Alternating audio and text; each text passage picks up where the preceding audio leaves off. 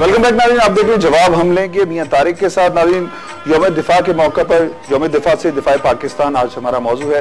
मेरे साथ मौजूद हैं air vice marshal retired doctor Mohammad Abid Rao साहब और इनके साथ मौजूद हैं कर्नल रिटायर्ड मोहम्मद जाफर जमील साहब, जिनसे हम गुफ्तगू का सिलसिला जारी है हमारा। मैं कोई एयर मार्शल साहब, मुझे ये पूछना था कि जिस तरह वो मैंने पहले भी सवाल किया था, लेकिन चूंकि आपने थोड़ा सा बैकग्राउंड बताया, कौन लोग थे पॉलिसी मेकर्स जिन्होंने एयरफोर्स को इतना मजबूत कर दिया कि अपने से 3 गुना बड़े दुश्मन के तमाम तैयारों को उड़ने के काबिल नहीं छोड़ा। जिस तरह हम थोड़ी देर पहले डिस्कस भी कर रहे थे कि जी अगर उनके वो 500 1000 जहाज थे तो पाकिस्तान एयरफोर्स जब गई तो उनके 500 काम करना छोड़ गए। पाकिस्तान के अगर 100 गए तो 100 वापस आ गए, फिर दोबारा 100 तैयार होते थे। देखिए, इसको हम टेक्निकल टर्म्स में कहते हैं फोर्स मल्टीप्लायर जी। कि फॉर एग्जांपल पाकिस्तान एयरफोर्स एक एक्सरसाइज करती है जिसको फ्लैट आउट कहते हैं जी, कि आप 6 जहाज सेलेक्ट करके एक दिन डिक्लेयर करते हैं स्क्वाड्रन के कि ये 6 जहाज हैं, ये 6 पायलट हैं, तो उनको शाम तक 12 घंटे के अंदर अंदर 4-4 मिशंस करने होते हैं। सही, ठीक है। उसमें नाइट एक्सरसाइज भी आ जाती है, उसमें वेपन लोडिंग भी आ जाती है, वेपन डिलीवरी भी आ जाती है, और वो अगले दिन ये भी सब कुछ है। अच्छा, 2 दिन में रिफ्यूलिंग तो नेचुरली 2 दिन आपको ये एक्सरसाइज करनी पड़ती है और हर स्क्वाड्रन ये एक्सरसाइज करती है।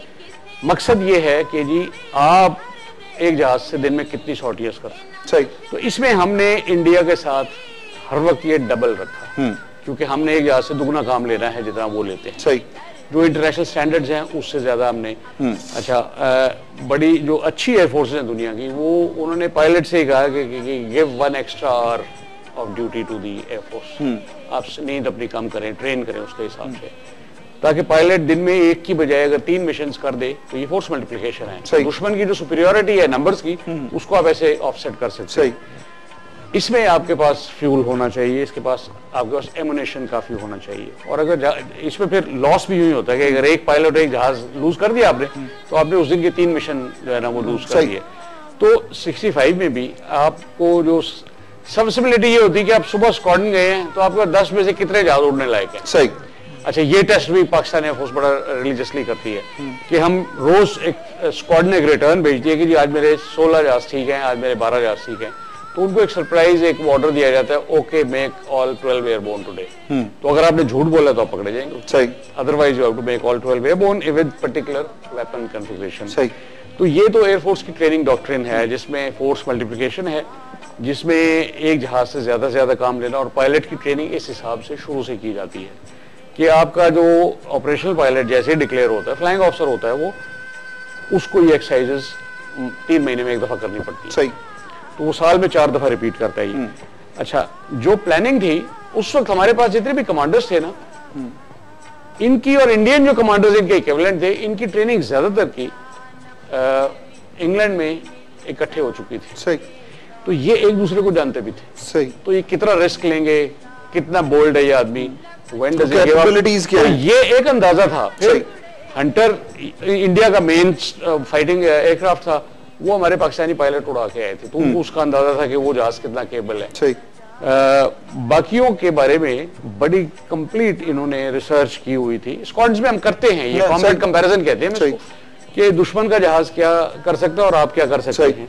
तो उसमें छोटी छोटी चीजें जो है ना कि उसके पास लड़ने के लिए टाइम कितना है, हो सकता है 2 मिनट कॉम्बैट अलाउंस है, आपके पास 2.5 मिनट का है, तो you are in a better place. और अगर आप अपने मुल्क में हैं तो 2.5 के 3 मिनट भी आपके हो सकते हैं, और उधर है तो आपने वापसी का फ्यूल भी कैलकुलेट करना है। सही। तो ये सारी चीजें मिला के व्हेन यू आर श्योर कि जी उसकी क्या वीकनेस और मेरी क्या स्ट्रेंथ है, तो कॉम्बैट में you always pitch your strength against his weakness, you never pitch against his strength. उसकी स्ट्रेंथ को जितना अवॉइड कर सके, ऑफसेट कर सके, वो करें।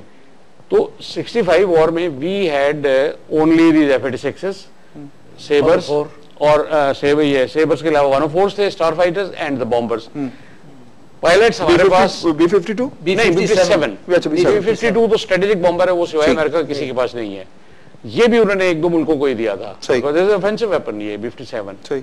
और पाकिस्तान एयरफोर्स ने ये दुनिया में इसकी यूटिलाइजेशन जो है ना, it is reported to be the best. F-104 हमारे पास वक्त से जरा पहले आ गया था, अगर वो थोड़ा सा बाद में आता हम उसको बहुत अच्छा, और चूंकि तादाद बहुत थोड़ी थी, फिर सैंक्शंस थी हम पे, तो वो फिर हमें 71 वॉर के बाद हमें उन्हें ग्राउंड करना पड़ा। सही।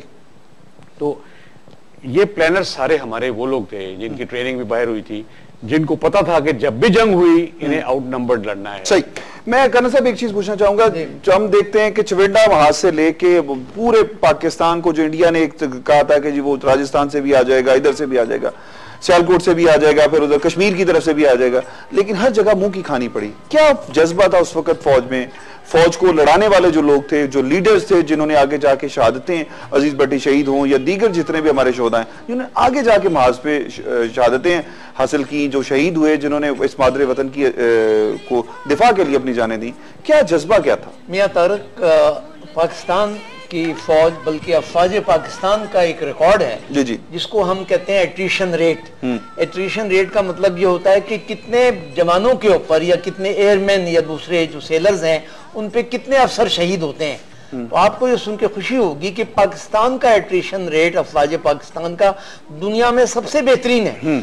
हमारा हर 12-13 जवानों के ऊपर, एयरमैन हो या सेलर हो, उस पे एक अफसर शहीद होता है। और दूसरी ये है कि हमारे एयरफोर्स वाले तो खुद उड़ते हैं, उनका मतलब कमांडर भी, स्क्वाड्रन कमांडर भी हवा में होता है, लेकिन हमारे जो अफसर हैं they lead from the front.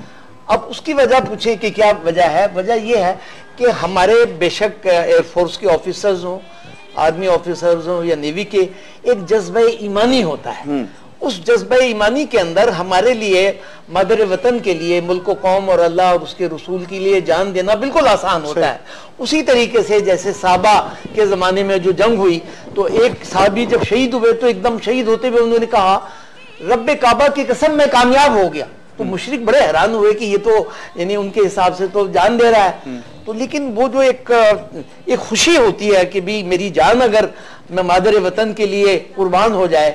और उसके अलावा एक और बात जो आपने एयर मार्शल साहब से सवाल ये किया था, हमारे जो उस वक्त के कमांडर थे एयरफोर्स के, वो एयर मार्शल नूर खान थे, and he was a great person. I have had the privilege of meeting him while I was in service, although, और उसके अंदर एक मैं वाकया आपको सुनाऊं कि जिस वक्त हमारा सीज फायर हो गया, तो इंडिया का, मेरी इत्तेफाक से पोस्टिंग जो है, I was born in PF मैस विशार, तो आर्मी में था, लेकिन मेरी यूनिट एयरफोर्स के साथ अटैच थी।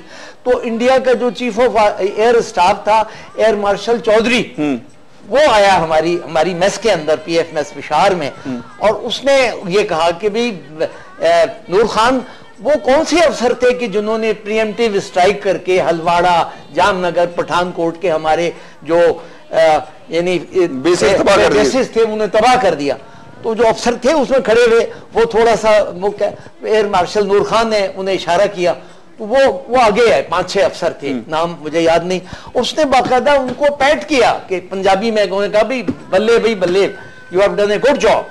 This is a compliment which the Indian Air Chief has paid to the. No doubt, ये तो पाकिस्तान की एयरफोर्स के लिए बड़े एजाज की बात है। नाज़रीन, यहाँ पर लेंगे एक छोटा सा ब्रेक, और ब्रेक के बाद जब वापस आएंगे तो फिर बात करेंगे दिफा पाकिस्तान की, कि अब हमें दिफा पाकिस्तान के लिए क्या करना होगा, अब हमारी स्ट्रेटजी क्या होगी, क्योंकि 65 की वार हो गई, हमने जीत ली, हमने जिस तरह भी दुश्मन का मुकाबला किया कर लिया, लेकिन अब जो हमारे चारों तरफ दुश्मन है उनका मुकाबला कैसे होगा? हमारे साथ रहिएगा।